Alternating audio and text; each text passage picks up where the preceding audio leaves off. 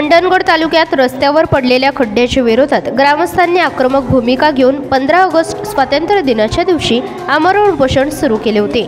या उपोषणाची दखल घेऊन सार्वजनिक बांधकाम विभागाकडून रस्त्यावर पडलेले खड्डे हे भरण्यास आता सुरुवात झाली आहे।